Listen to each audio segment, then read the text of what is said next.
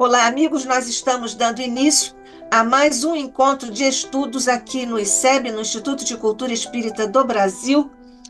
O sonho concretizado por Deolindo Amorim, presidência de honra de Jorge Andréa, e com a presença e a contribuição de sempre dos nossos demais mentores que trouxeram o ICEB até aqui e que, por certo, em nome de Jesus, continuarão a nos ajudar para a continuidade do Instituto.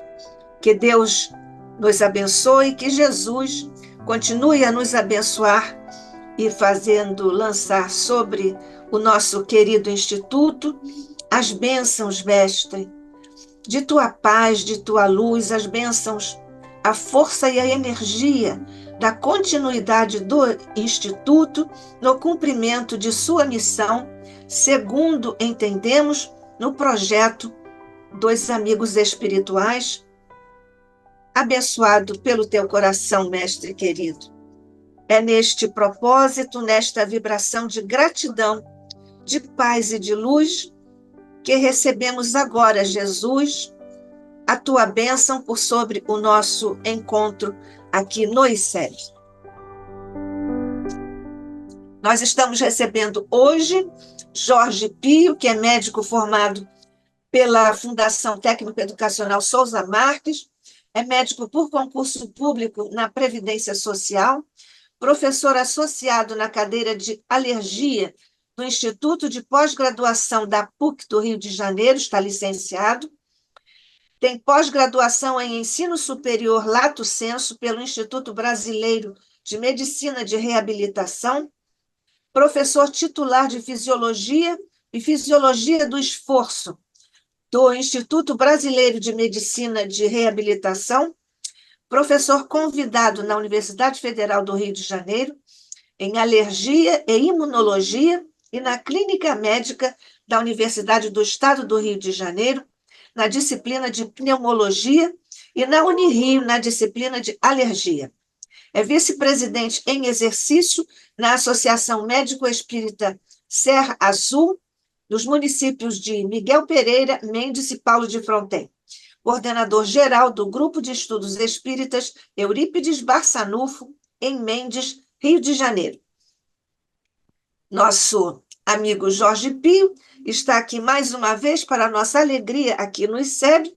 Ele hoje vai nos falar, iniciando uma série de encontros sobre autoconhecimento e gerenciamento no manifestar-se de si mesmo. Hoje é o primeiro passo que ele nos traz, amor e vontade. Jorge Pio, todos ouvidos para você. Meus amigos, meus irmãos, muita paz nos nossos corações. É uma felicidade fantástica estar novamente aqui com vocês.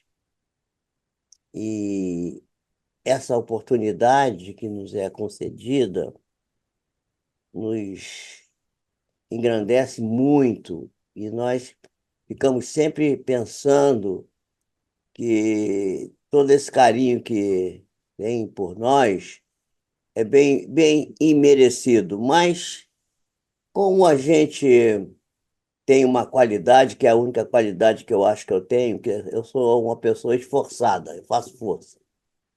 Então, em nome do esforço que eu costumo fazer para chegar nas coisas que eu preciso, eu agradeço demais e fico extremamente lisonjeado com o carinho que vocês têm por mim.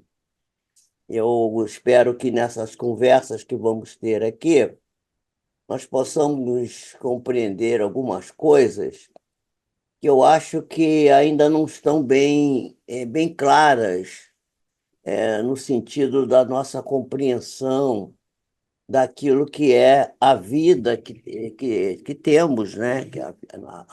A vida que vivemos durante o período em que estamos na encarnação. Quer dizer, a gente ainda separa muito a questão espiritual, quer dizer, bota o espiritual para um lado, o material para o outro, e a gente não consegue ainda estabelecer o link acho que a gente deveria começar a pensar em fazer entre aquilo que é matéria, o que é, vamos dizer assim, o momento que a gente está encarnado aqui, e aquilo que é o espiritual, que é o devir, quer dizer, que é aquilo que nós estamos buscando atender. Eu sou alergista, mas também sou alérgico, tá? Então vocês me perdoem aí. É por isso que eu sou alergista. É por isso que eu acabei sendo alergista, porque acabei caminhando para alergia. Eu já contei a história aqui, como é que foi que eu comecei, né? Já contei essa história. Pois é. Mas é no sentido, nessa questão, nessa dicotomia de espiritual e material, eu comecei a compreender mais recentemente que uma coisa está intrinsecamente ligada com a outra, e quando na doutrina espírita, quando Allan Kardec vai nos lecionar que nós precisamos do fluido, né? Nós precisamos do princípio vital para animalizar a matéria, né? E que o espírito precisa da matéria para evoluir, e conceito, todos esses conceitos que a gente vai armazenando e vai entendendo, eu comecei a perceber que a gente precisa dar mais atenção para a parte material, porque na medida que a gente vai cuidando melhor da matéria, das coisas materiais, o espiritual começa também a sofrer uma grande um alavancamento, quer dizer, também cresce, também se desenvolve, né? E eu me lembro que quando eu estava fazendo o meu período que eu passei com o doutor Sérgio Felipe de Oliveira, que é uma pessoa emblemática, né? Um nome emblemático não só da medicina, mas também da doutrina espírita, é um homem muito voltado para essa parte desses estudos. Eu aprendi com ele uma coisa muito interessante, que ele dizia sempre assim: as pessoas querem sempre manifestar um espírito, querem sempre ter um espírito. Ninguém quer receber o espírito sofredor, mas um luminar, né, uma pessoa de elevada estatura moral, um ser de luz, todo mundo quer, né? Todo mundo quer receber o Emmanuel, o Bezerra de Menezes e tal, até Jesus. Muito bem. Então, o Sérgio dizia assim. Pois é, mas o primeiro espírito que a gente precisa receber, que a gente precisa receber na nossa vida, somos nós mesmos. Nós precisamos aprender a receber, a manifestar a nossa própria essência. E nesses últimos anos, eu tenho me dedicado a acompanhar alguns estudiosos, não, não diretamente espiritualistas, mas que vêm gradativamente se tornando espiritualistas, por um caminho que a gente poderia, no passado, achar que era um caminho que não ia dar muito resultado, que é o caminho da ciência.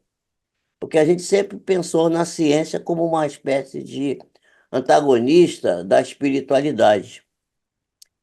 E nós vamos ver que Allan Kardec, na sua sabedoria infindável, a maneira perfeitamente profunda com que o codificador entende os problemas, as dificuldades do ser humano, ele vai nos dar, eu tenho a impressão que era no capítulo 1 do Evangelho, o item 8, ele vai dar uma lição fantástica da aliança da ciência com a religião, né?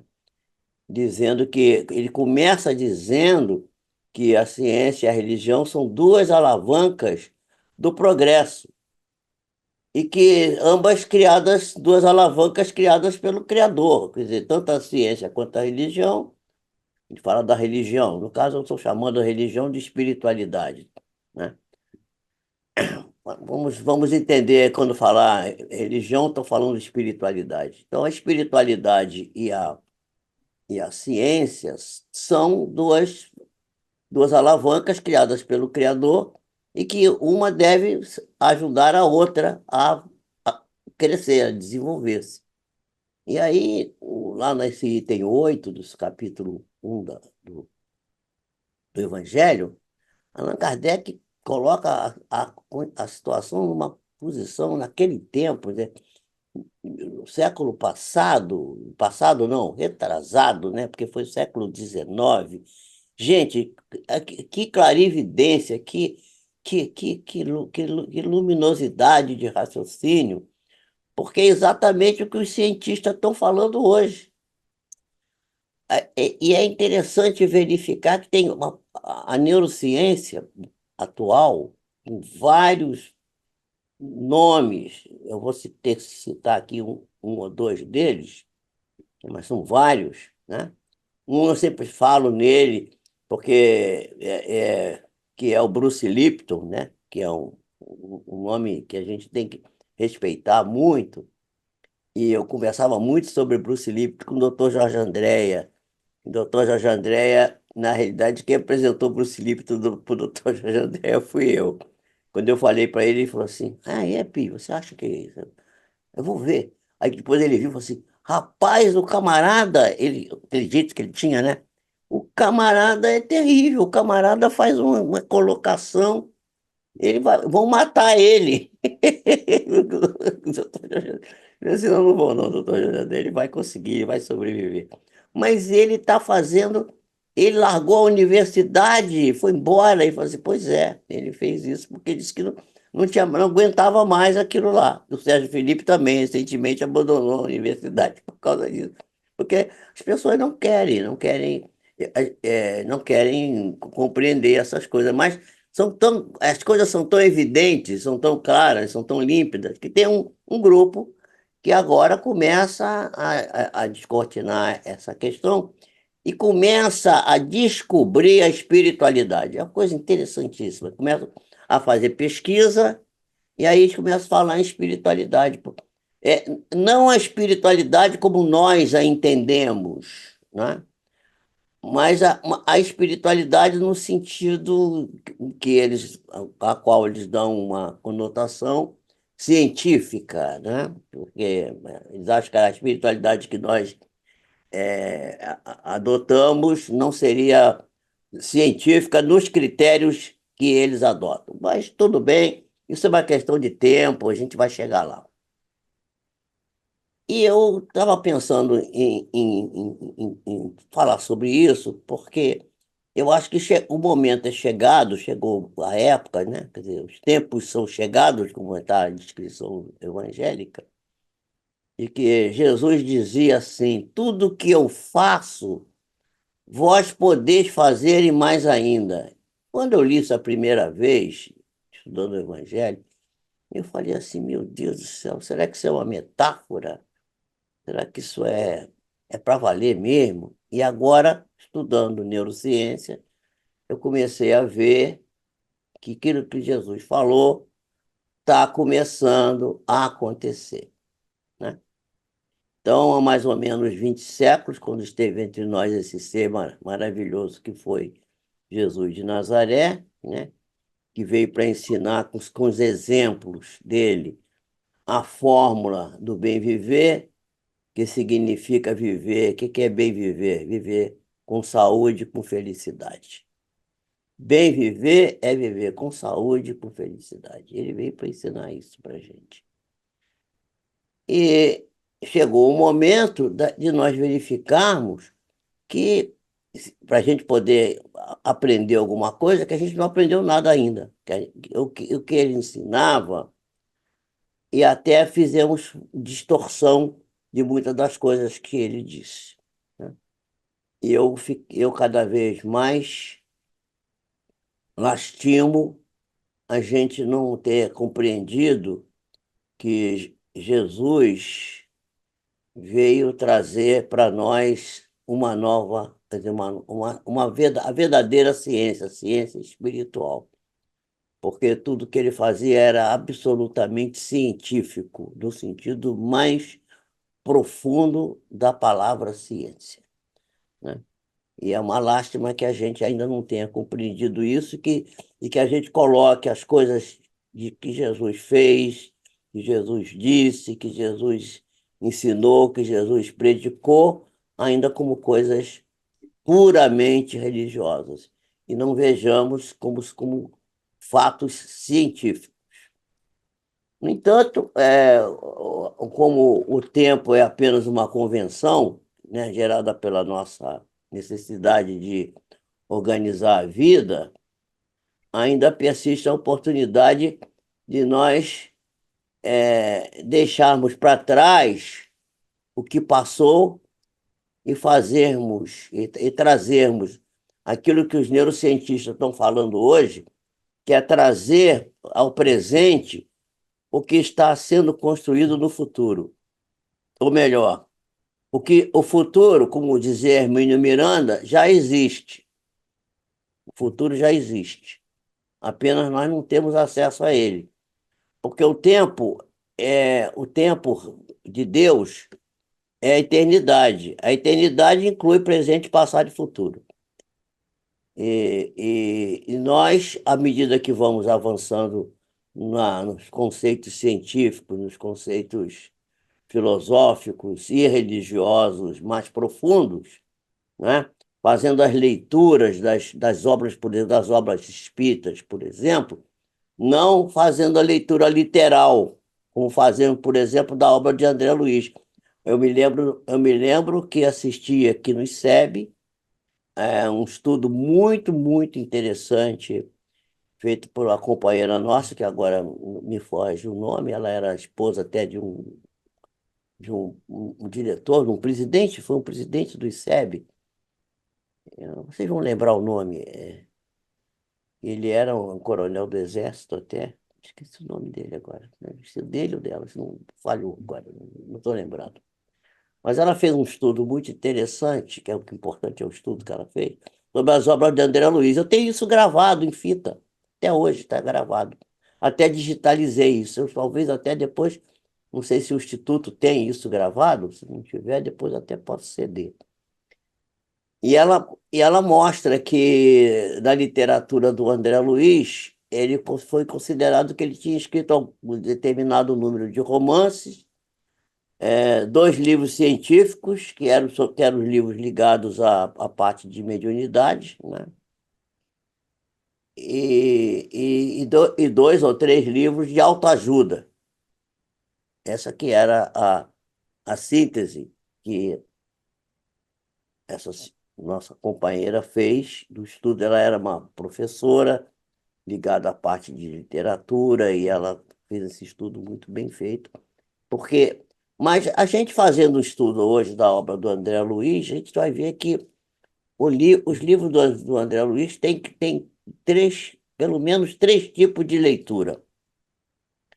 Tem a leitura literal, que aí pode-se dizer que é romance, que é livro de autoajuda, pode-se dizer o que quiser. Tem a leitura que tá subentendida, que está nas entrelinhas, que é a leitura espiritual, que é a leitura, vamos dizer assim, moral, a leitura do ensinamento.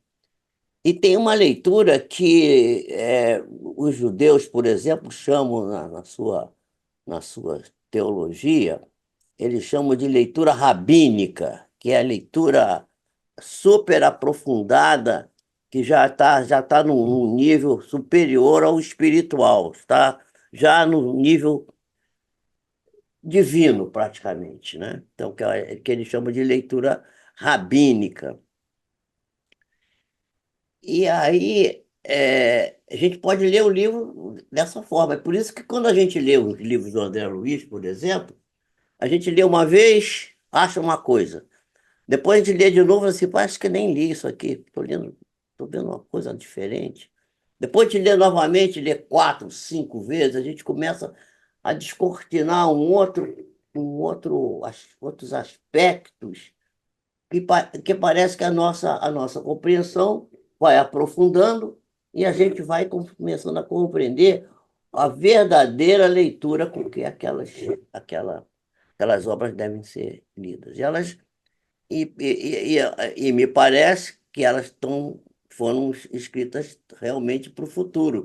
Tanto se é verdade que, por exemplo, nós vamos ver daqui a pouco aqui, tem algumas coisas do livro No Mundo Maior, segundo eu vi outro dia um comentário, que tem lá mais de 2 centenas de novas descobertas que foram agora, vamos dizer assim, honestadas pela ciência, que André Luiz colocou naquele livro e que, na época, dizia que o Chico Xavier estava sendo obsidiado.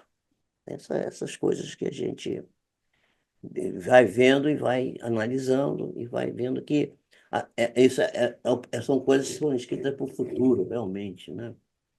Então, nós vamos ver que desde a antiguidade clássica, né, nós criamos, por exemplo, a filosofia, né? Filosofia grega, e que vai dar embasamento para a filosofia ocidental, mas já existia a filosofia oriental, que também era de alto cunho também. Os chineses fizeram grandes coisas, Lao Tse, e Confúcio, enfim, né? Coisas fantásticas. E criamos as bases para a ciência com a filosofia, as bases para a ciência do século XX. É, tem um autor que vai dizer que a ciência é a filha mais nova da filosofia. E ele vai dizer que ela é uma filha ingrata, porque começou a desmerecer a mãe. E aí nós descobrimos a espiritualidade, né?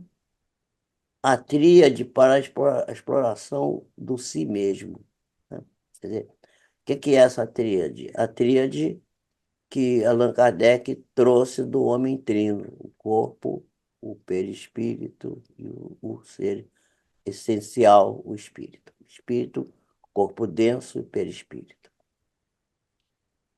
Quando os capelinos chegaram por aqui, eles já tinham íncita neles próprios toda a estrutura dessa cartografia que a gente agora está começando a descobrir, que inicialmente foi divulgado como conhecimento secreto, que era propagado só para aqueles escolhidos, né? Os iniciados, né?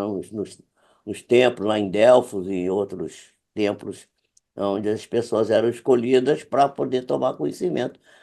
A realidade é que o conhecimento que era divulgado naquela época é esse que agora a doutrina espírita divulgou aí para qualquer um que queira estudar, ler, acompanhar e seguir em frente. E que agora a neurociência está também começando a descobrir, está faltando só ela descobrir a doutrina espírita, que aí vai acabar de fechar o ciclo, né? Então, é, e hoje, gradualmente, a gente já pode reconhecer como matéria acessível a qualquer pessoa, letrada, iletrada, culta, não culta, a pessoa que é formada, não é todo mundo. A doutrina espírita é um repositório de conhecimentos universais tão profundo e tão simples que qualquer pessoa basta ter um pouquinho de boa vontade e uma inteligência mediana que ela vai conseguir. Eu conheci um palestrante que ele dava palestras belíssimas, mas falava errado, que era uma coisa, nós vai, nós vem, era horrível, no sentido no português, mas era de uma beleza, de uma poesia, de uma profundidade, vamos dizer assim, do conhecimento da doutrina espírita que encantava, era uma coisa fantástica, né? Então, isso é a nossa doutrina, a doutrina espírita que nós amamos tanto, né? E na era atual, nós estamos já vivendo a era da informação, né, meus amigos? E ignorar essa cartografia é, como tem sido ignorado até aqui, tem sido uma coisa desastrosa, um desastre previsível, cujo mau resultado já foi anunciado e a gente tem que prestar atenção para que isso não desencadeie uma situação muito dolorosa e triste que possa fazer muito mal para nós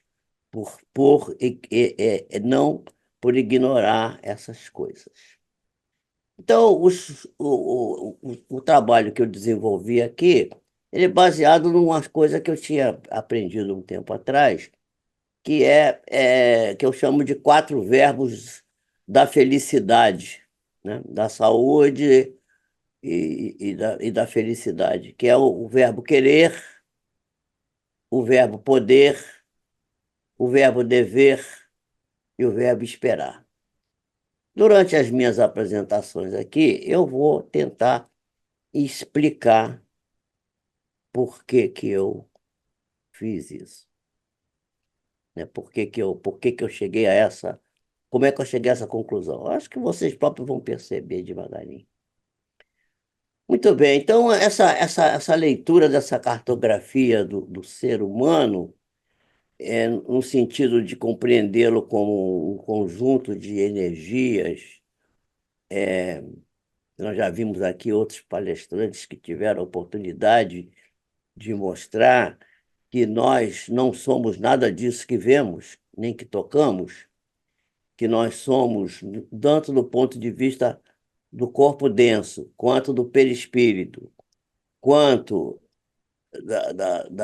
da essência espiritual, nós somos um feixe de ondas, cujas ondas estão em patamares diversos, né? Mais baixo no corpo denso, mais intermediário no perispírito e muito elevado no ser espiritual. E talvez se não existisse o perispírito, isso aqui é uma elucubração minha, e o corpo e o espírito tentasse, não iria conseguir, mas tentasse encarnar no corpo físico diretamente, sem esse amortizador da alta energia da qual o espírito é possuidor, ele destruiria o corpo físico, né? Isso aí.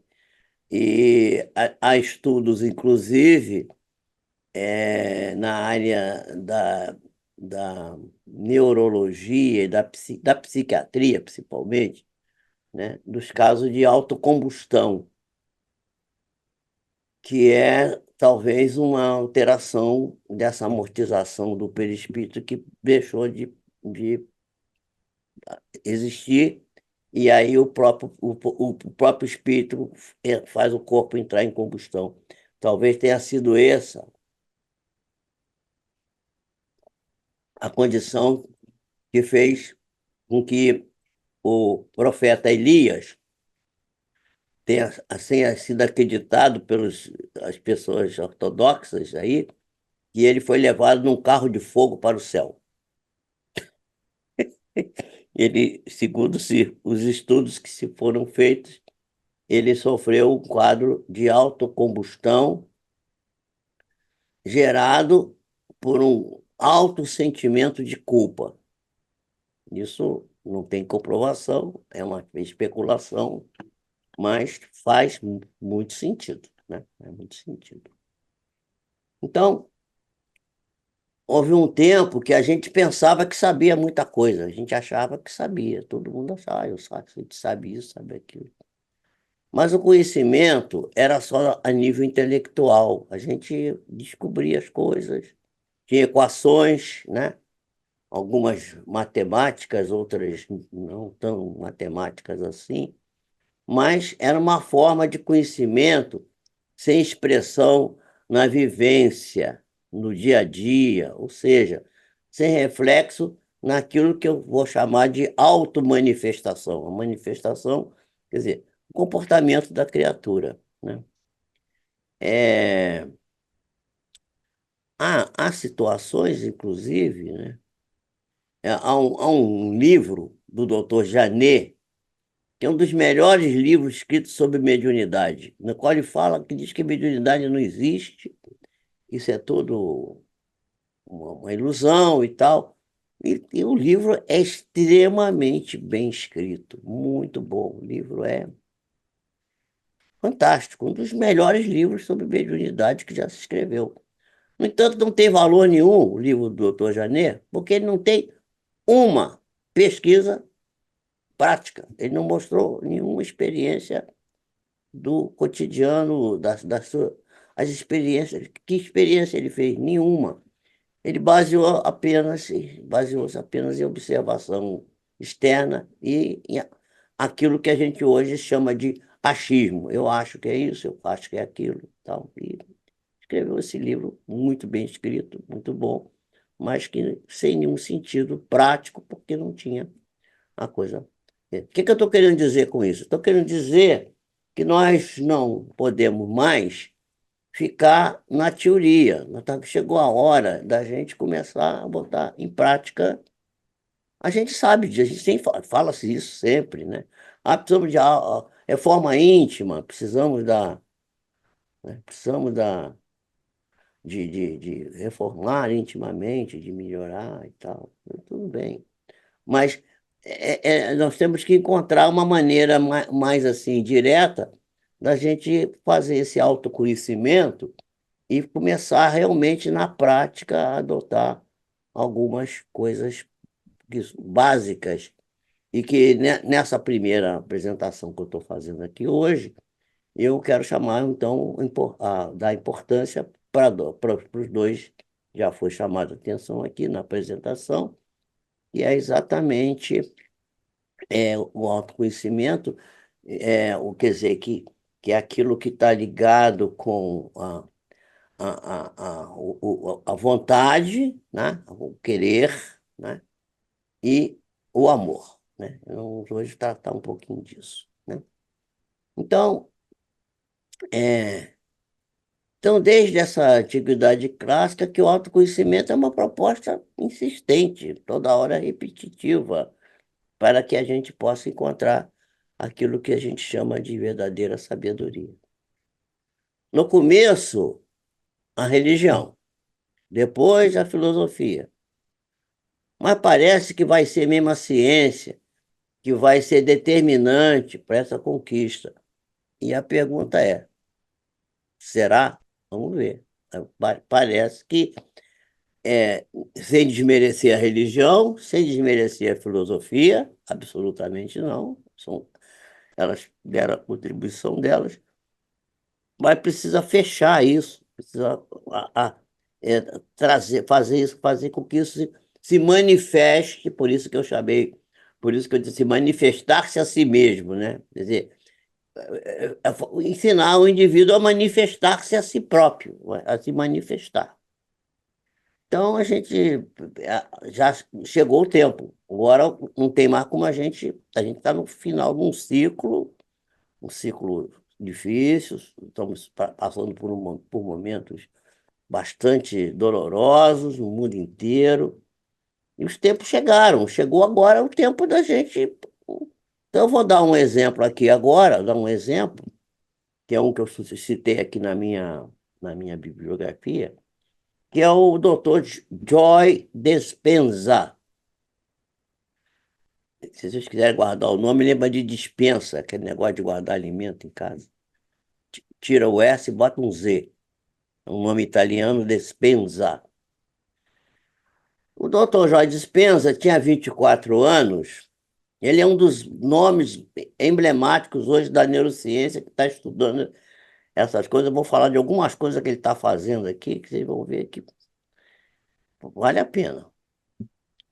Ele tinha 24 anos, mais ou menos, ele estava fazendo triatlo, ele fazia exercício, fazia triatlo, aquele negócio, camada nada, não sei quantos quilômetros, depois vai, anda corre e depois anda de bicicleta, corre maratona. Agora tem o Ironman, que é um triatlo mais pesado ainda, o cara corre 2 maratonas, quer dizer, 80 e tantos quilômetros, gente, é um negócio, né, Iron Man, Homem de Aço. Então ele tinha no teatro, ele estava fazendo teatro, né?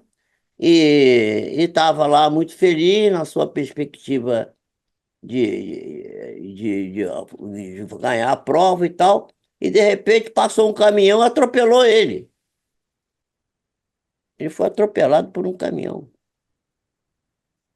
Aí a- ele que estava pensando que ia ganhar o prêmio, passou dessa perspectiva de pegar prêmio com o teatro de nunca mais andar na vida, porque ele fez uma fratura de, de vértebras, 6 vértebras, sendo que uma na cervical quase que ficou esfacelada, e ele foi examinado por 4 neurocirurgiões lá na Califórnia, no lugar onde ele morava. E o Troy Dispenza, ele é doutor porque ele é quiroprata, ele tem doutorado em quiropraxia, e ele trabalhava com osso, né, fazendo aquelas coisas de quiropraxia. Vocês conhecem isso, sabe como é que funciona, né? Lá nos Estados Unidos isso é muito comum também, né? Na Inglaterra também. E ele conhecia bem coluna vertebral, aquilo era o trabalho diário dele. Ele tinha mestrado, doutorado nesse assunto. E os cirurgiões, os 4 neurocirurgiões que examinaram ele, propuseram concordemente uma cirurgia para recompor a coluna, colocando fios metálicos, né?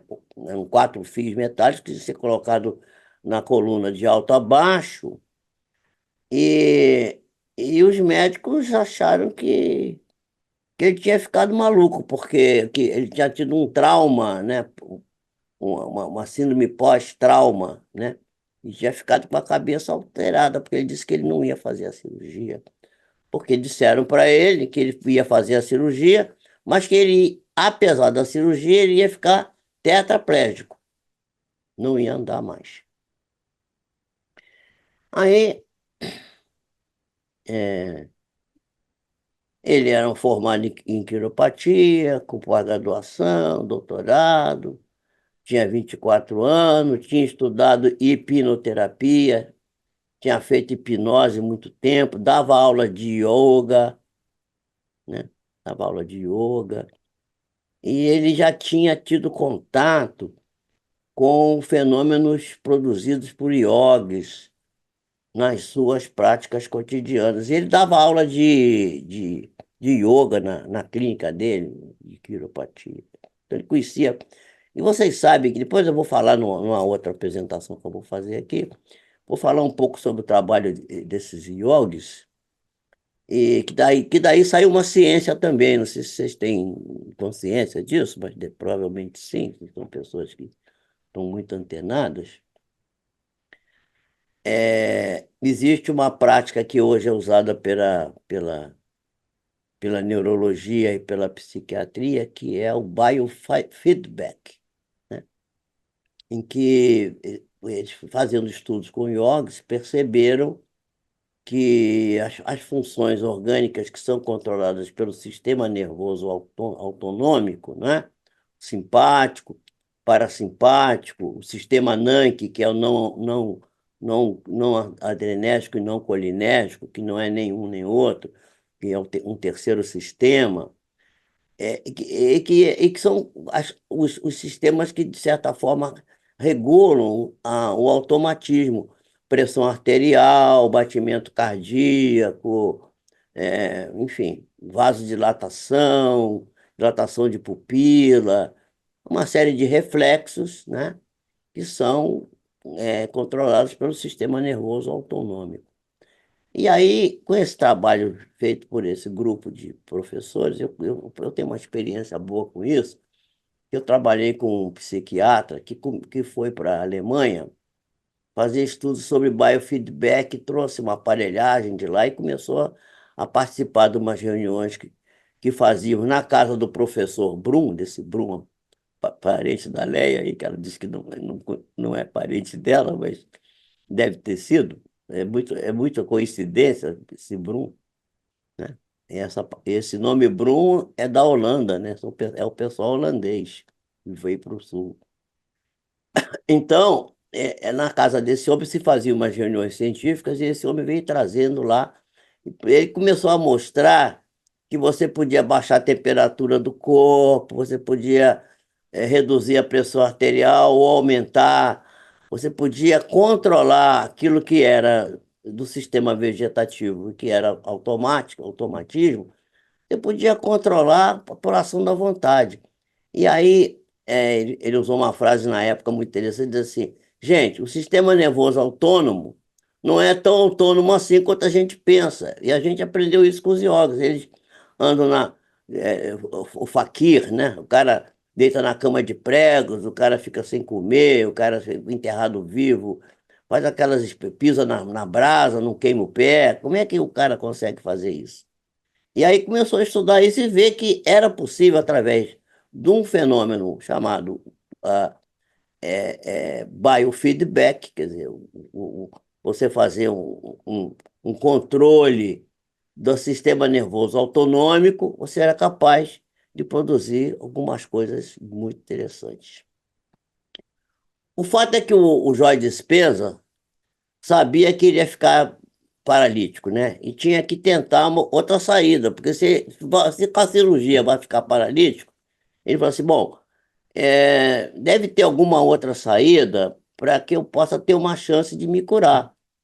Ele sabia que dentro, ele mesmo diz isso, eu sabia que dentro de mim mesmo havia uma força superior que cuidava de mim e que se preocupava com a minha saúde, com o meu equilíbrio. E aí eu comecei a lembrar do meu conhecimento anatômico e comecei vagarosamente, cuidadosamente, a mentalmente, com o conhecimento que eu já tinha de neurociência, a mentalizar a consolidação das vértebras que estavam fraturadas. E para ele isso não era uma mentalização muito difícil, porque ele conhecia a coluna vertebral de uma maneira muito lúcida, muito clara para ele, né? Devido à especialidade dele. E ele aí foi fazendo isso, né? Reconstruindo mentalmente essas vértebras, né? Coisa que era muito familiar para ele.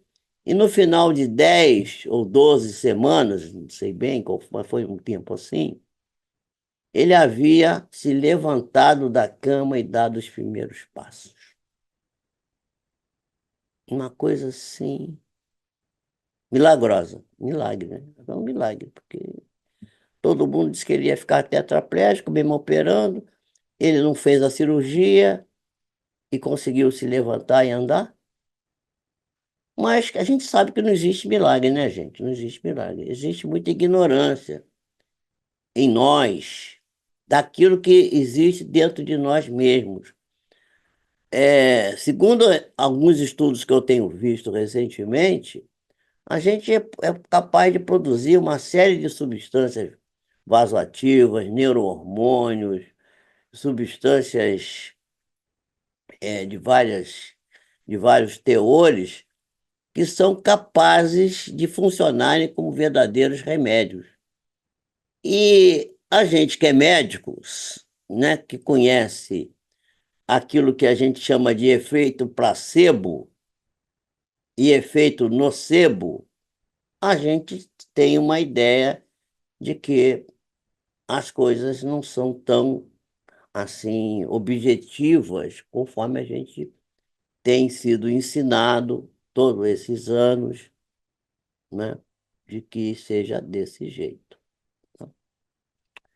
Então, essa ignorância de nós próprios, ela nos impede de utilizar as forças internas que podem ser postas à nossa disposição e que são frequentemente ignoradas, né? É, e aquilo que a gente chama de realidade, que a gente acha que é a realidade, é ainda uma situação muito distante da nossa verdadeira concepção Gente, essa realidade que a gente acha que o que é real, eu tenho a impressão que tem realidade nenhuma. Aliás, os budistas já falam isso, né? Isso que vocês estão vendo aí, isso é tudo maias, é tudo ilusão, vocês estão viajando na maionese, isso aí não é nada disso. Eu acho que os budistas estão cobertos de razão, né? Então, final de 10, 12 semanas, ele estava andando e, enfim, aquilo foi resolvido, né? Ah, ele vai dizer, o Jorge Dispenza tem uma frase muito interessante, diz assim, que a probabilidade de nós estarmos em contato com a realidade, usando os nossos 5 sentidos, é igual a zero. Vou repetir. A possibilidade, não, não é possibilidade, a probabilidade de estarmos em contato com a realidade, usando nossos sentidos, é igual a zero. A frase é dele, né? Bom, e o que é realidade, gente? Não sabemos. Se a gente começar a estudar a realidade, a gente vai ver que a gente não sabe, né?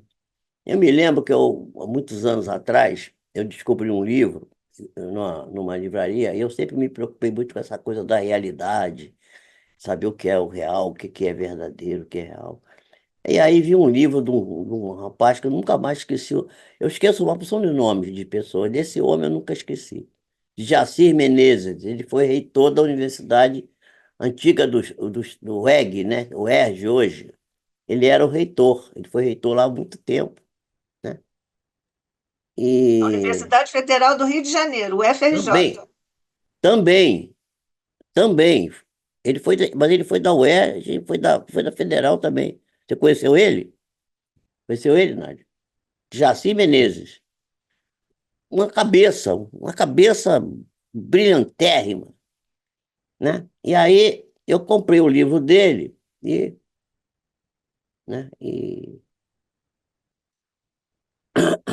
eu comprei o livro dele e resolvi levar para casa o livro e comecei a ler. Li o livro e tal, li com cuidado, com atenção, não entendi nada. E aí, bom, eu vou ler de novo, porque eu sou meio teimoso, né? Eu falei assim, eu vou ler de novo. Li de novo, continuei não entendendo nada. Aí li a terceira vez. Mesma coisa, não entendi nada, não continuei não entendendo nada. Eu falei assim, bom, esse negócio é muito complicado, mesmo a minha capacidade intelectual está muito prejudicada, eu não consigo, né? Então, existem filosofias que são tão complexas que, em vez de esclarecer o tema, obscurece, né? Às vezes eu leio algumas coisas de filosofia e às vezes eu fico pensando assim, será que o cara que escreveu isso aqui, ele entendeu bem o que ele escreveu? Às vezes me dá dúvida, sabia? Eu fico com dúvida. Eu reconheço que a minha mente também não é tão brilhante assim, né? Mas o fato é que a realidade não é alguma coisa que seja fácil de explicar mesmo, não tem como.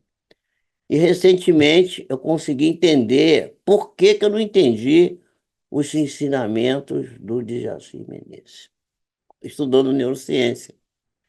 Por quê? Porque a realidade ela é variável de acordo com a criatura. Cada criatura tem uma realidade. Então, a realidade verdadeiramente é, não existe. Existe a realidade que cada um cria para si. Nós criamos. Aliás, tem um médium lá do sul de Minas, não lembro agora o nome da cidade, José Tadeu da Silva, lembrei o nome dele. Ele diz que o universo que está do lado de fora é o mesmo universo que tem dentro de nós. Ele é um homem absolutamente, assim, inculto no sentido acadêmico. Ele nunca cursou escola, mas é um médium fantástico. Ele tem uma obra no sul de Minas chamado Casa do Caminho, que é um negócio, eu estive lá visitando, eu fiquei assim, embasbacado lá dentro, porque eu comecei a ver as plantas, as plantas que tinham dentro dessa instituição pareciam todas de plástico, e eram todas plantas verdadeiras, plantas naturais. Tal a energia que tem ali dentro daquela instituição, uma coisa impressionante. Então, o nosso sensório, que é comandado pelo cérebro, tem 5 níveis de alinhamento para nos fazer ver cada uma das imagens que desfilam na nossa frente. O cérebro recebe a imagem captada pela lente ocular e reconstrói cada uma dessas imagens. Primeiro, o cérebro divide em formas, cores, padrões básicos e os impulsos que chegam até ele. São dados caracterizados por impulsos transmitidos pelas vias sensórias, pelas vias nervosas. Os dados são comparados com padrões de lembranças de coisas similares que já vimos antes, associadas às nossas emoções, às quais são atribuídos padrões de lembranças de coisas que têm algum significado associado a algum evento que já vivemos antes. Aí o cérebro reúne tudo isso e forma a imagem daquilo que ela é. Na realidade, então, quem vê não é o olho, é o cérebro, né? A gente já sabe isso, né? Essa imagem, que é projetada no lóbulo frontal 40 vezes por segundo, é semelhante a um filme piscando, né? Um filme piscando. E o cérebro, portanto, é uma estrutura que desenha, reconstrói, pinta tudo aquilo que vemos, o espaço, os animais, as pessoas, florestas, montanhas, cachoeiras, etc. E as imagens associadas às lembranças que atravessam as redes neurais são reunidas, nos dando a ideia daquilo que nós estamos vendo. Portanto, quem vê não é realmente os olhos, são o cérebro. E por isso que tem eu já vi alguns comentários dizendo que quando os portugueses chegaram ali em Cabralha, né, lá na Bahia, os índios não viram as caravelas. Eles não tinham não tinham no cérebro deles nenhuma coisa que pudesse comparar com aquilo, não sei as piroguinhas que eles tinham. Não dava. Parece que um pajé que viu a água mexendo e tal, e aí já tinha um certo grau mais, talvez, mais avançado, que viu e que explicou para eles. E quando eles viram sair os homens de dentro dos barcos, os homens eles reconheceram. Eles ficaram embevecidos e receberam. Aí tem a história de que os índios receberam muito bem os portugueses, porque é quase como se tivesse, de repente, a gente está num lugar assim vazio, aparece um monte de gente que vem do ar, assim, apareceu ali. Aquilo é um fenômeno encantador, né? Então, então, as imagens associadas às lembranças atravessam as redes neurais, são reunidas nos dando a ideia daquilo que estamos vendo. Portanto, quem vê é o cérebro, não os olhos, né? Bom, se nós medirmos a corrente elétrica produzida pelo cérebro usando uma tomografia computadorizada, enquanto a gente olha para um objeto e repetimos a experiência, quando nós só imaginamos, você olha para aquilo, está vendo uma coisa, mas depois você faz de novo, sem ver a coisa, mas só imaginando. Fecha os olhos e imagina. Você vai ver que as áreas do cérebro, que estão sendo controladas pela tomografia, que vão ser ativadas, são as mesmas. E a medição, a imagem serão as mesmas. Portanto, ver algo ou imaginar, ver, dão o mesmo resultado prático. Mesmo o mesmo padrão cerebral vai ser sempre obtido. Em 1930, um pesquisador chamado Edmond Jacobson, foi criador de uma técnica de relaxamento progressivo para redução do estresse, ele descobriu que se nós visualizarmos um movimento muscular qualquer, os músculos visualizados começam a fazer movimentos muito sutis. Essa técnica tem sido utilizada por atletas agora nas Olimpíadas, muitos usaram isso, usam isso, diversas modalidades. Eles imaginam determinadas ações que vão efetuar nos jogos, com resultados expressivos.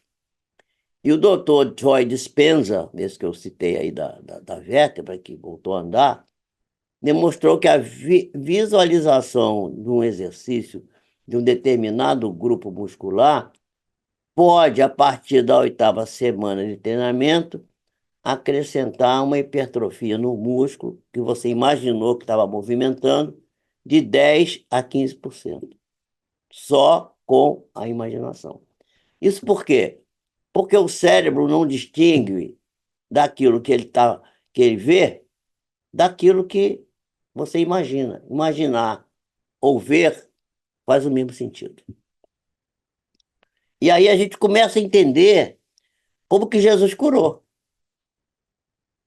Não sei na minha cabeça forma a ideia perfeita disso. Eu não sei se para vocês faz o mesmo sentido, mas para mim, né?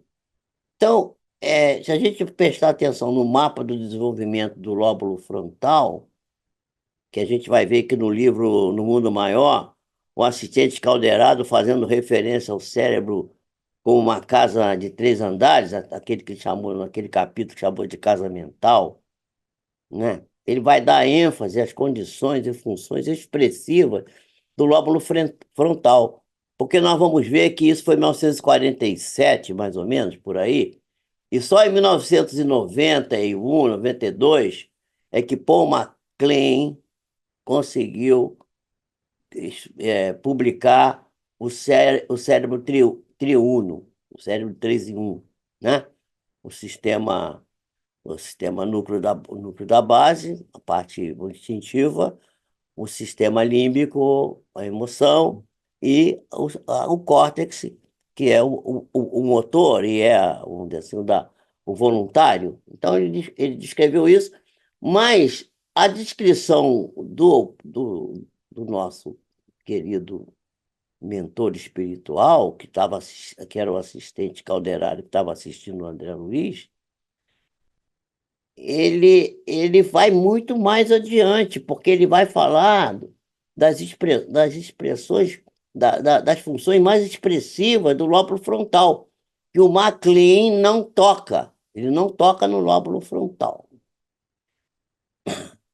É, no livro O Cérebro e Mente, o Dr. Facuri, Nubor Orlando Facuri, que todos nós conhecemos bem, um homem fantástico. Ele descreve a função motora do lóbulo frontal, atribuindo a essa estrutura a função motora como uma das mais fáceis áreas de se identificar dentro do cérebro. Uma faixa que se estende verticalmente adiante de um sulco profundo que divide o cérebro duas partes. Uma zona de intencionalidade, quer dizer, uma zona onde você quero levantar o braço, você levanta o braço. Quero andar para cá, levou. Quero ir para lá. E você é zona da intencionalidade, né? Você é uma zona motora que você, com a vontade, você faz o movimento que você precisa fazer. Além disso, essa região, ela também responde pelo controle das nossas reações emocionais e organiza os constituintes da nossa personalidade. Portanto, rege nossas funções psicomotoras, né? Na realidade, esse núcleo ele vai dar o sequenciamento, a perseveração, a focalização, a desatenção, a iniciativa, a espontaneidade, a flexibilidade, a labilidade emocional. O comportamento social vai ser regulado ali também e alterações da personalidade. Se você fizer retirada do lóbulo frontal, a pessoa fica A pessoa perde completamente. A pessoa que era muito correta, pagava as contas em dia, passa a atrasar suas contas, não paga ninguém. Vai fazer a pintura da casa, recebe o dinheiro e foge. São lesões que o indivíduo pode, que sabe que podem ser não anatômicas, mas funcionais. Tá? Então, é, não há hoje em dia qualquer dúvida de que é o amor e a vontade as duas forças motrizes da conquista da saúde e do triunfo.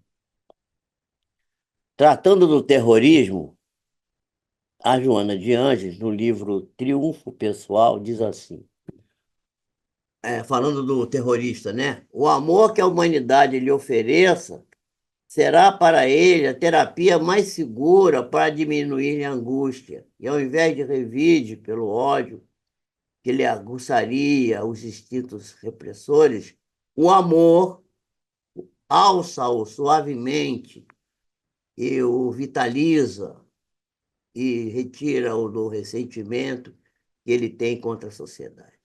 E o Espírito Lázaro, no capítulo 11, item 8, que eu vivo repetindo aqui, no Evangelho segundo o Espiritismo, vai dizer que o amor resume a doutrina de Jesus toda completamente, sendo o sentimento por excelência, né, que eleva os instintos à altura do progresso realizado, transformando o instinto em sentimento. Quer dizer, a, a, a, a raiz do sentimento, que é a suprema realização do ser no amor, começa no instinto.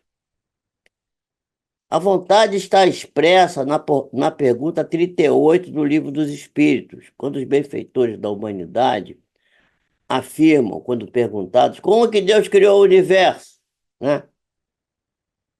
Aí eles vão dizer que Deus criou o universo por um ato da sua vontade soberana. E Leon Denis diz, em O Problema do Ser e Destinos à Dor, que será que não seria muito consolador e belo, Leon Denis é um poeta, né? Poder dizer, eu sou uma inteligência, eu sou uma vontade livre, a mim, eu me fiz inconscientemente, através das idades. Eu edifiquei lentamente a minha individualidade e minha própria liberdade. E agora eu reconheço e conheço a força e a grandeza que há em mim. A força e a grandeza que há em mim. Amparar-me-ei nelas e não deixarei que uma simples dúvida as empane um instante sequer, fazendo uso delas com o amparo de Deus e a ajuda dos meus irmãos do espaço. E elevar-me-ei acima de todas as dificuldades, vencerei o mal em mim e desapegar-me-ei de todas as coisas grosseiras que ainda me acometem. E alçarei o meu voo para os mundos felizes. Querer, poder, dever e esperar.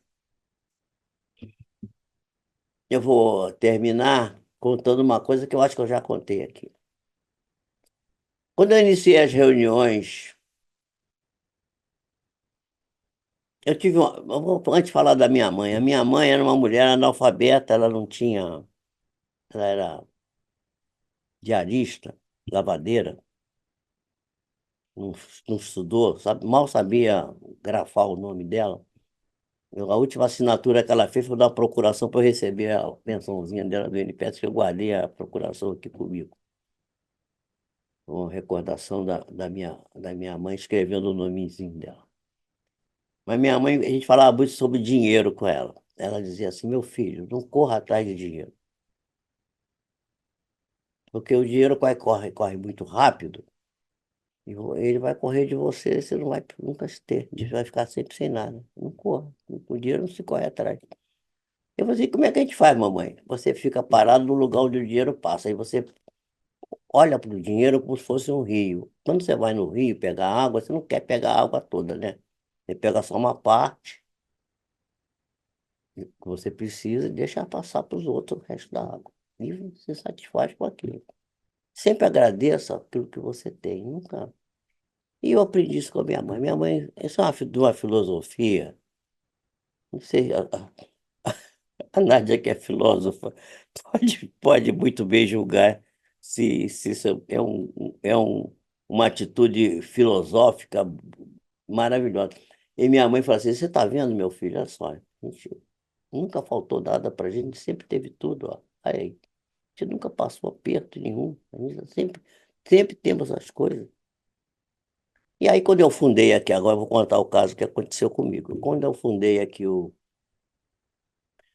grupo de estudos Eurípides Barçanufo, a gente fazia as reuniões aqui numa sala que eu tinha aqui em casa, a gente não tinha o grupo ainda ali. Aí, nós estávamos estudando o livro dos Espíritos, e o item 6, que é aquele mais enorme, né, o maior daquela introdução, e que tem ali uma espécie de resumo do resumo da doutrina espírita toda. Se a gente decorar aquele 6 todo, são 4 páginas, tudo que está no livro dos Espíritos está ali, evidentemente bem condensado, né? E esse companheiro, um companheiro que tinha que fazer a apresentação daquele tema, era um domingo de manhã que a gente se reunia, e vinha gente de tudo que era lugar, de outras cidades, e se reuníamos aqui em casa. E aí já tinha gente chegado, que gente que tinha vindo no dia anterior e tal. E ele me ligou às 8, era a reunião era às 10, ele me ligou às 8 dizendo que ele não podia vir, que o carro dele tinha enguiçado. Aí eu falei assim: olha, eu vou fazer um milagre. Para fazer um milagre, como é que você vai fazer um milagre? Não, quando a gente pede o santo para fazer o milagre, a gente não pergunta para o santo como é que ele vai fazer o milagre. Eu vou fazer o milagre. Vou trazer você para a reunião. Aí liguei para o ponto do táxi, né? Combinei com o taxista. Ele me disse que quanto custava, era R$ 60 naquela época, ir lá em Vassouras buscar o homem. Dei o endereço, ele foi lá buscar o homem. Quando ele chegou, já estava com o dinheiro na mão, dei para o homem. E ele viu, falou assim: ah, peraí, deixa eu pagar, você está pagando ao homem. Isso aí eu quero pagar. Ele falou assim: não, você não se meta nisso, porque isso aqui o milagre é meu. E eu tenho um acordo já com a espiritualidade, com esses negócios que eu faço para as coisas. Já falei isso aqui uma vez. Ó. Falei isso aqui uma vez. A Nádia até falou assim: aí precisa aprender isso aqui, porque nós estamos sem dinheiro, não sei o quê. Eu falei assim: é bom aprender mesmo. Aí eu falei assim: você não se mete nisso, deixa, que eu estou fazendo isso aqui para a nossa doutrina, para o nosso estudo. Você vai ver que isso vai voltar para mim esse dinheiro daqui uma semana, dobrado. Ah, tá bom, você tem essas suas maluquices aí, eu não vou. Aí eu fizemos a reunião, tudo bem, maravilhoso, deu tudo certo e tal. Aí isso foi domingo, né? Segunda-feira eu fui pro meu consultório. Estava sem cliente de manhã, porta aberta. Chegou uma senhorinha, muito bem vestida, de coque, aquelas senhorinhas antigas, bem arrumadas, sabe, de casaquinho, toda com uma bolsa muito bonita. Falou assim: doutor Jorge Pio, bom dia. Eu disse: bom dia, senhora. Eu olhei para ela e falei assim: não conheço essa mulher, nunca vi. Eu profundo fisionomista. Eu não sei o nome das pessoas, mas eu vejo uma pessoa uma vez. Ela teve cliente que foi no meu consultório uma vez fazer um exame. 6 anos depois voltou, mandado por outro médico. Eu falei: o senhor já esteve aqui? Ah, não tive, nunca vi o senhor, não sei o quê. Aí eu fui lá, pincei a ficha dele. Botei aqui, ó, o seu telefone era ele. Ah, é, eu morava nesse endereço lá no Meia, agora eu moro em Ipanema, não moro mais no Meia. Eu falei assim: mas como é que eu tenho sua ficha com o seu nome, com o seu telefone do Meia? Aqui? Eu preciso já ver aqui. Tem uma memória fisionômica. Mas aquela senhora eu nunca vi na minha vida. Aí ela chegou e disse: senhor Jorge Pio, eu vim aqui pagar uma dívida que eu tenho de muito tempo com o senhor. Abriu a bolsa, tirou R$ 180, gente, e me deu. Estou na minha mão. Eu peguei. Eu fiquei tão assim, impactado com aquilo, parece que eu fui hipnotizado, não sei, sofri fiquei assim, sem saber. E ela assim, muito obrigado, boa tarde, mais tarde eu volto aqui. Isso, foi embora. Eu aí resolvi correr atrás da senhora. Deixa eu ver quem é essa mulher. Não perguntei o nome, não sei. Aí passei na recepção, tinha duas moças sentadas ali, e falei assim, vocês viram passar uma senhora aqui, assim, deve passar deve ter passado para dentro e depois saiu. Aí a moça falou assim, doutor Jorge, não passou ninguém aqui, o senhor está ficando maluco, não tem ninguém, não passou ninguém aqui. Não é possível, minha filha, a senhora lá me pagou, tá aqui o dinheiro aqui, ó, R$ 180, ela me pagou e saiu. Não, aqui não passou ninguém. Os que se a gente passasse, a gente via, doutor. A gente teve cliente aqui até uma meia hora atrás, agora, porque é um laboratório, né? Agora já, o pessoal já tirou sangue, já foi todo mundo embora e até agora não veio ninguém. E não, o senhor vê que só tá o senhor de médico aí, não chegou nenhum cliente para o senhor. Você, e essa mulher? Nossa mulher não passou aqui.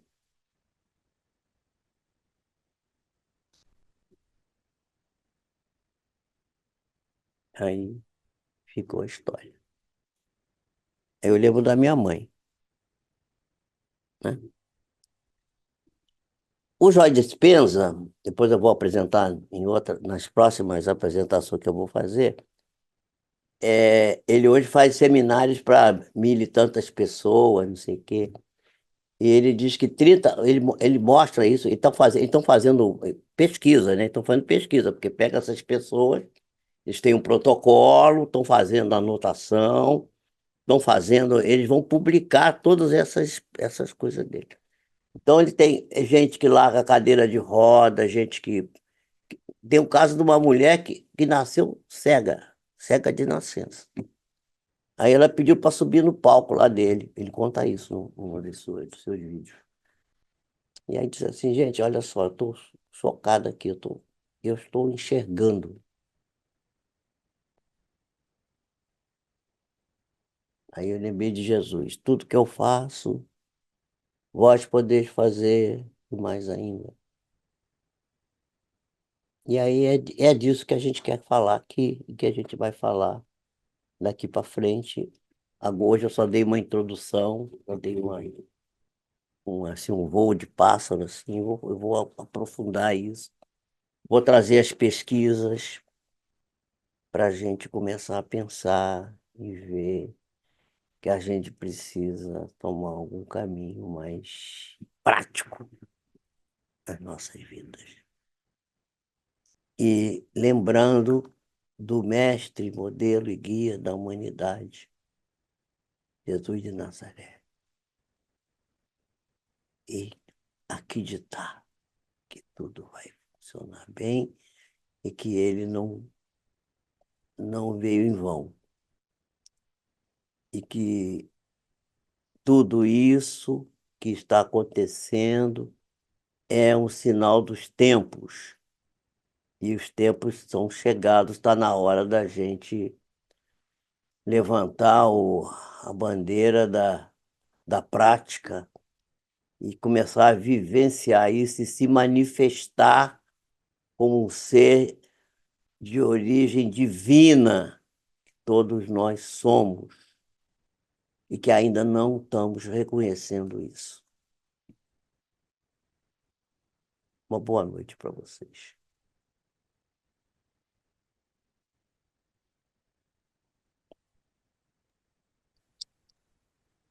Com nosso agradecimento a Jorge Pio, que nos trouxe o primeiro passo da sua série no autoconhecimento e gerenciamento do manifestar-se de si mesmo. O Jorge Pio, só por curiosidade, Vamos lá. o táxi Vamos custou lá. R$ 90? O quê? O táxi custou R$ 90? Custou 60. Não, porque você disse que ia receber o dobro. Sim, mas eu errei, Recebeu ué. 180? Eu exibi Foi mais. 3, ué. Tá certo. Porque, Então foi mais. sabe por quê? Sabe por que eu recebi 3? Eu recebi 3 porque Deus não é Deus de pobreza, Deus é muito rico. Deus não dá. Você pede 2, Deus dá 5. Deus É é isso Deus. mesmo. Deus é, o Deus que nos fez é um Deus grandioso, meus amigos. Eu não gosto de ficar falando isso, que eu vou pensar que eu virei pastor evangélico. Pode achar o que quiser, mas isso eu estou falando da minha vida. Não, mas Gente, isso aí, nós estamos acreditando que isso é verdadeiro, evidentemente, que você não traria isso aqui. não, claro que Teológico. não. Exatamente. Mas isso aí é um princípio, não é? Se Sim, Deus é o acréscimo de misericórdia, sim. é o acréscimo de Tudo que misericórdia. você faz com boa intenção, volta para. É aquilo que o Divaldo Franco ele usa uma expressão muito interessante, quer dizer que o amor é um bumerangue que você lança, ele e volta para você. Tudo é assim, para o bem e para o mal, né? Perguntaram para o Chico Xavier, certa vez, se macumba pegava. Você faz um despacho, né, com maldade para atingir uma pessoa. Chico, isso pega ele, aí ele deu o seguinte exemplo. Olha só, imagina uma parede, né? Uma parede muito forte, uma parede grande com um buraco, né? Aí você pega uma pedra menor que o buraco e joga. A pedra está lá dentro do lugar. Agora, a parede está íntegra, perfeitinha. Pode jogar a pedra, vai bater e vai voltar na cabeça do cara que jogou. Não vai passar para dentro do lugar onde a pessoa queria atingir. Então, a gente tem que, nós temos que, Jesus chegou para o mancebo rico, né, para o moço rico, e disse assim, ele disse que queria seguir Jesus, e Jesus disse assim, disse que ele primeiro tinha que amar a Deus e a Deus sobre todas as coisas e aos próximos como a si mesmo. Ele disse, eu já faço isso. Então vai e vende tudo que você tem e dá aos pobres, e vem e segue-me. Aí o homem virou para ele e disse assim, ah, Senhor, eu tenho muita pena, porque deixa primeiro eu enterrar meu pai, né? Aí a gente pensa assim, bom, o pai dele tinha morrido naquele dia, estava o corpo em cima de uma lápide lá, esperando para ser embalsamado, ser colocado no túmulo. Não era nada disso, isso é tudo é simbólico, gente. O judeu rico, o filho do judeu rico, o primogênito, ele espera o pai morrer para receber a herança. Então, o que ele pediu a Jesus foi assim: deixa eu enterrar meu pai, deixa meu pai morrer, que aí eu vou ficar rico. E quando eu ficar rico, eu aí venho te seguir. E muitos de nós ainda falam: ah, quando eu ganhar na loteria, quando eu tiver, vamos fazer, se ver se eu ficar bem, aí eu vou ajudar o ICEB, eu vou fazer, eu vou ajudar a instituição, vou ajudar lá o lar de Tereza, o lar não sei de quê, eu vou fazer. Porque o cara não tem que esperar nada, tem que fazer agora, antes de. Não precisa ficar nada de esperar o pai morrer, enterrar o pai. E essas lições é que nós temos que pensar essas lições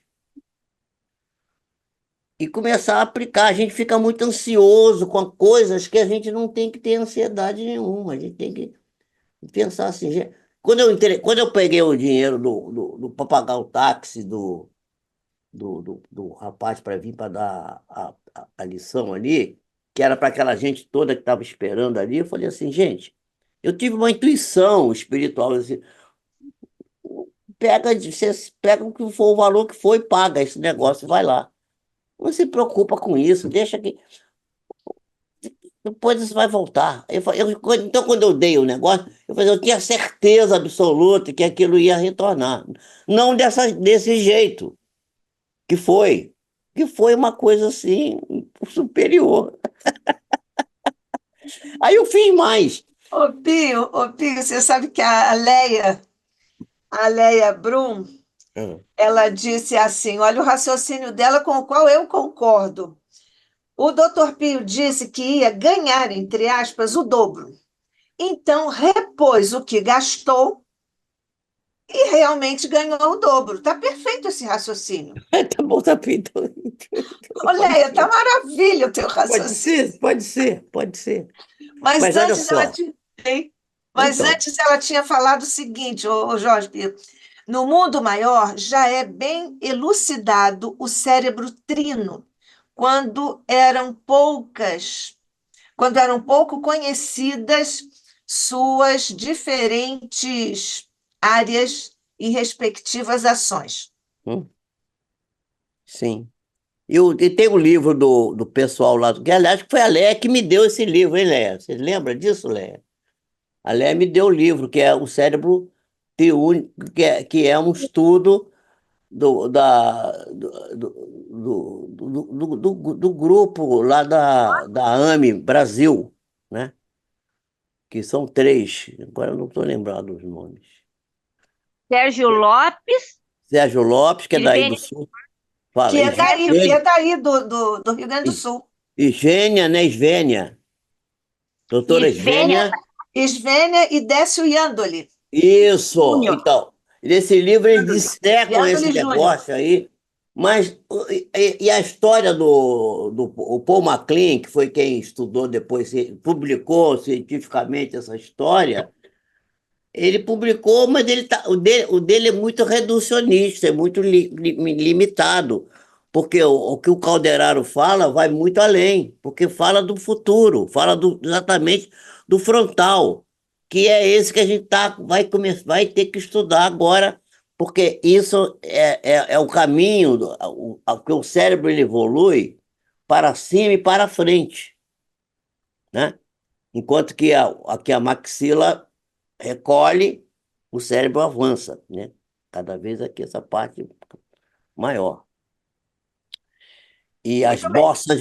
as bossas do cérebro vão aumentando. Você sabe que o negócio da bossa nova, da música brasileira, né? Bossa nova, você sabe que os autores da bossa nova se basearam na caixa craniana para fazer a bossa, né?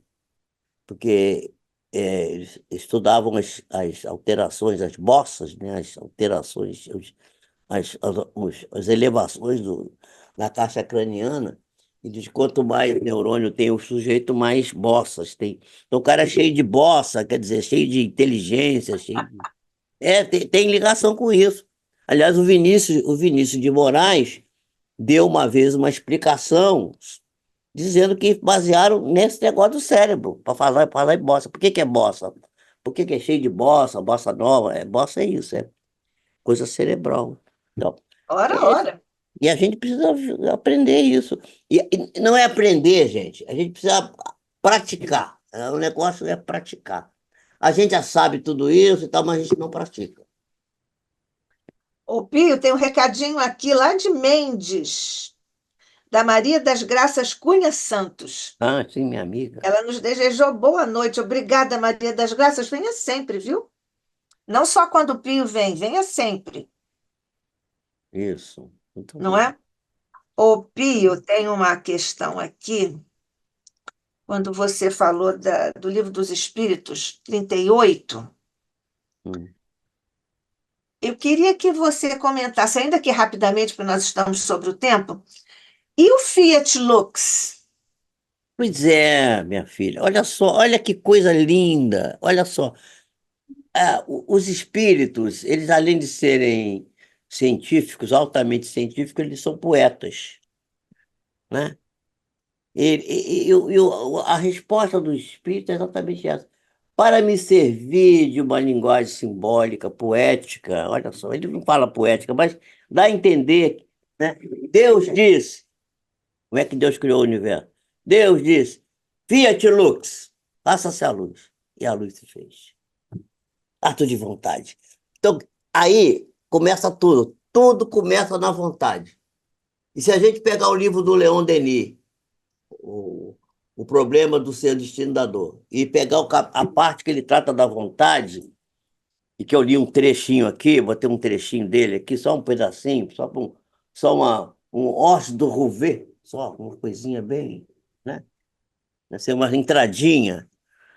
Gente, aquilo é uma coisa que você lê aquilo ali. Leia, leia, leia aquilo ali, leia várias vezes. Você vai ver que aquilo é uma coisa maravilhosa, porque dá a você a certeza de que você não tem, nós não temos problema nenhum, nós só temos soluções, tudo é solução, não há problemas.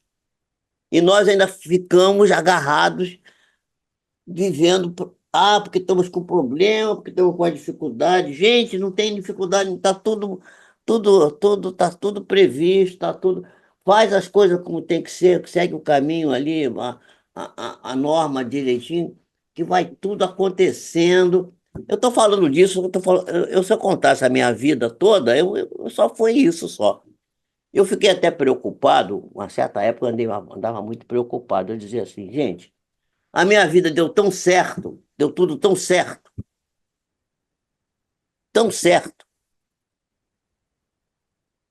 que eu fico vendo assim, gente, será que tô merecendo isso? Será que não tô, será que a sabedoria divina não tá me dando um cheque especial? E depois vou ter que pagar o cheque, mais os juros e as correções disso tudo? Houve uma época que eu fiquei muito preocupado com isso. Depois eu fui ficando, tá tudo bem, tá. Fui vendo que não era. Mas, gente, a minha vida é um mar de rosas. A minha vida é um mar de rosas. Eu contei isso num programa espírita, eu contei numa entrevista na Rádio Boa Nova, lá em São Paulo. E aí o camarada descobriu que eu tinha tido 4 casamentos. Ele falou assim, mas você é um espírita, teve 4 casamentos. Que você, ai, você está me criticando? Eu falei assim, não, não estou te criticando, mas eu queria que você... Eu falei assim, olha, eu não tive uma briga com ninguém. Eu dei a primeira palestra do SEB, no dia que a minha primeira esposa desencarnou. Eu estava vindo do cemitério, eu contei aqui, vocês que você não tinha chegado ainda. Esse dia foi o dia 7 acho que de abril. Foi o dia. Não, não me lembro. Foi no mês de abril? Foi no mês de abril, me lembro. Eu estava escalado para fazer a primeira palestra lá do ICEB, ali na São Francisco Xavier. E eu saí do cemitério, né? Que eu fui acompanhar o feto da esposa. Eu já estava separado dela, mas ela era uma pessoa que tinha um carinho por ela, minha amiga. Ela passou o último Natal e o último Ano Novo da vida dela na minha casa com a minha atual esposa. E ela pediu que queria voltar no ano seguinte, mas ela desencarnou antes. E ela me acompanha, ela está sempre, ela trabalha com meio, sabia? É um espírito iluminado. Trabalha com meio, já me foi informado isso. Ela trabalha com crianças e tal. Nunca tive uma briga com ninguém. Aí o sujeito me perguntou, como gosto de ser engraçado, e gosta de dar, às vezes, uma conotação assim, um pouco jocosa às coisas. Não tá. E a pessoa fica querendo saber, que é curiosidade, quer saber da sua vida íntima. Aí falou assim, mas como é que você conseguiu esse milagre das mulheres ficarem uma amiga uma das outras, não sei o quê? Eu falei assim, sabe, eu vou te explicar. Quando a ex-esposa ligava, eu pegava o telefone e dizia assim. Eu não dizia alô, não dizia. Eu dizia quanto é? Aí, não, meu bem, liguei para saber se você tá. Mas quanto é? Aí depois vinha, né? Aí eu mandava o dobro. Então não tinha nunca problema, sempre procurei. Isso não é coisa material, isso é só para dizer, procurar atender o outro na sua necessidade mais profunda. Está sempre pronto a se sacrificar. Eu costumo dizer que nada é sacrifício, tudo é sacro ofício. Você, quando se sacrifica por alguém, aliás, Jesus disse isso para Madalena, conforme está no livro Boa Nova. Lembra da Boa Nova, quando Jesus fala de Madalena? Lembra com a história? Como é que é? Então, que Jesus diz para ela que ela precisava, que era só o sacrifício que podia resgatar as questões. E aí Jesus dá o exemplo da mãe, que se sacrifica, que dá o seu útero para para materializar um espírito no mundo físico. Né, o irmão X diz assim, e Madalena disse assim, bom, então eu estou perdida, porque eu não posso ter filhos, não sei o quê. E Jesus disse assim, não, você pode ser filho dos filhos da carne alheia. E ela vai cuidar dos leprosos, né? Que foi o único espírito que Jesus veio buscar, segundo, segundo o livro Boa Nova, né? Jesus veio, quando ela desencarna, Jesus veio pessoalmente, vamos dizer assim, resgatar ela, tirar ela, levar. Diz que tem um outro, Chico Xavier diz que tem um outro também que Jesus foi buscar, que era o Jorge, que era aquele homem que transcendia, cheirou um cheiro horrível, tinha os dentes todos estragados na boca, que ninguém aguentava ficar perto dele. E as pessoas diziam, mas como é que você aguenta, Chico? E ele ria, e o homem contava piada para ele, Chico se abraçava ele e tal. E diz que Jesus também veio buscar esse Jorge. Tem histórias, palestras aí, histórias contando isso. Então, o sacrifício, você não temer sacrifício. Tem que fazer o sacrifício? Ótimo, vamos fazer. Tá bom. Mas olha, para nós ouvir você não é sacrifício, mas nós já estamos aqui, passados do tempo. Se você tiver mais alguma coisa para Só tem, arrematar, só tem uma coisa para dizer. Estou muito feliz, que bom, muito que bom, feliz. que bom. Deus te abençoe. Alegre, feliz, saudável, cheio de saúde, aos 84 anos, trabalhando, me sentindo pleno, me sentindo. Acho que quando eu tinha 50 eu não me sentia assim. Que maravilha. É uma raridade isso. Eu vejo meus Maravilha. clientes, é uma raridade. Quero fazer aqui um registro. Na verdade, é um exemplo para nós, não só o que você faz e como você é, mas o que você acabou de enunciar, que nós vamos levar como um grande ensinamento, como também recolhemos como um grande ensinamento a postura linda, que beleza, a postura da sua mãezinha no conselho que lhe deu sobre o dinheiro. É um registro que fazemos com muita sensibilidade e muita gratidão à sua mãezinha. E também quero fazer um registro, você citou o Nubor Facuri, nosso amigo, que escreveu Sim. várias vezes para a revista Cultura Espírita. Um beijo no coração do Genial, Nubor um Facuri. genial homem, um colega médico genial, uma É, pessoa. genial. Então, um beijo no coração do Nubor, do Nubor Facuri. Lúbor Orlando Beijo, Facuri, isso. Um beijo no coração da sua mãezinha. Um beijo no seu coração também, com agradecimento do ICEB. ela partiu com 101 anos. Ia fazer 101 anos. Que espetáculo, que Estava espetáculo. numa festa no dia seguinte. Pois é, merecimento é para alguns só, né? Então, nós vamos encerrar com Rosa Rita Martins, nossa vice-presidente, aqui agradecendo a você, Pio, e a Jesus e aos amigos espirituais.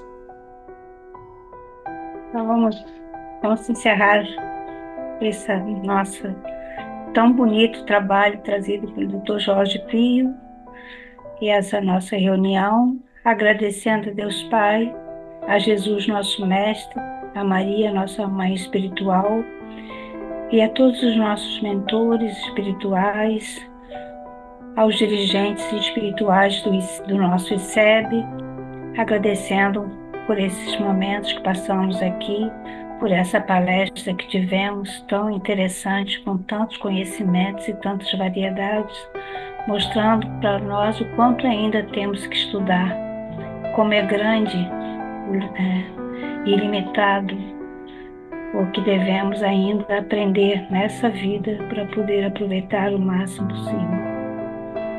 Agradecidos então, Senhor, e pedindo que a vossa paz, a vossa luz esteja sempre entre nós. Vamos, agradecendo ao Dr. Jorge Pio pela sua palestra, vamos encerrar os nossos estudos de hoje. Graças a Deus.